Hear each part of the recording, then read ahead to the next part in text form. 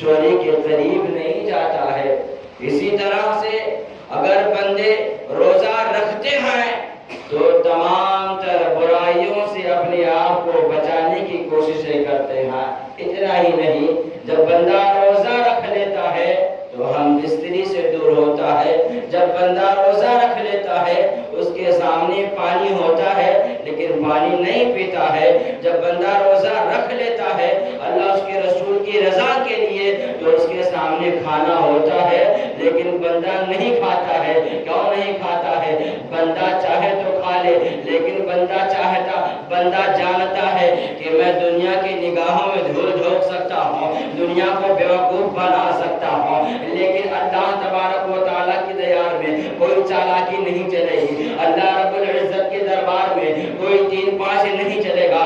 اگر میں روزہ رکھتے ہوئے شراب پیوں گا مولا کو خبر ہو جائے گی۔ اگر میں روزہ رکھے ہوئے چوری کروں گا مولا کو خبر ہو جائے گی۔ اگر میں روزہ رکھتے ہوئے کہیں پہ جو ہے ہاتھ پائی کروں گا اللہ کو خبر ہو جائے گی۔ اگر میں روزہ رکھے ہوئے پانی پی لوں گا عام انسان نہ دیکھ سکے چلے گا، مولا دیکھ رہا ہے۔ اگر تم نے روزہ رکھا ہے کھانا کھاؤ گے کوئی دیکھے یا نہ دیکھے مولا دیکھ رہا ہے۔ تمام بندے جتنے بھی روزہ رکھتے ہیں تمام کا یہ عقیدہ ہوتا ہے کہ مولا مجھے دیکھ رہا ہے، مولا میری نگہبانی کر رہا ہے۔ عزیزان ملت اسلامیہ، تو جب ایک بندہ ایک دن نہیں لگاتار 30 دن تک ایسے ہی روزہ رکھے اور اپنے آپ کو برائیوں سے دور کرتا رہے، خطاؤں سے دور کرتا رہے، شراب نوشی سے دور کرتا رہے، چوری چماری سے اپنے آپ کو دور کرتا رہے، تو یقین جانے پیارے اللہ رب العزت نے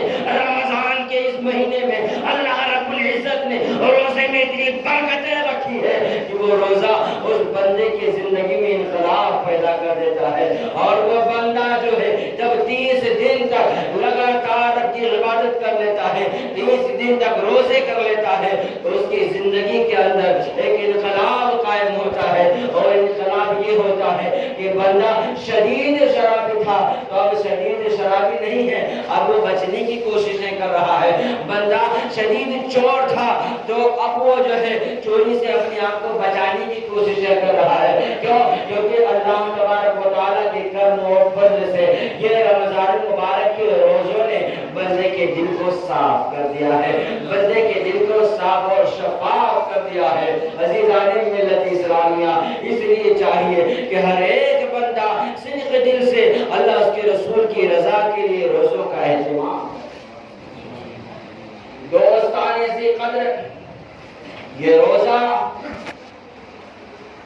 صرف ہم پر اور آپ پر نہیں فرض ہوا ہے بلکہ یہ روزہ ہم سے جو پہلے گزرے ہیں ان پر بھی فرض تھا۔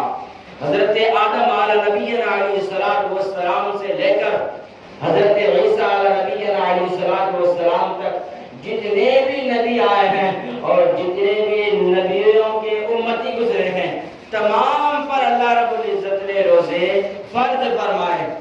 یہ اور بات ہے کہ ان کے روزے رکھنے کا انداز کچھ اور تھا، ان کے روزے رکھنے کا سمے کچھ اور تھا، ٹائم ٹیبل کچھ اور تھا، لیکن روزہ ہر ایک کے لیے تھا اور روزہ ہر ایک نے رکھا ہے۔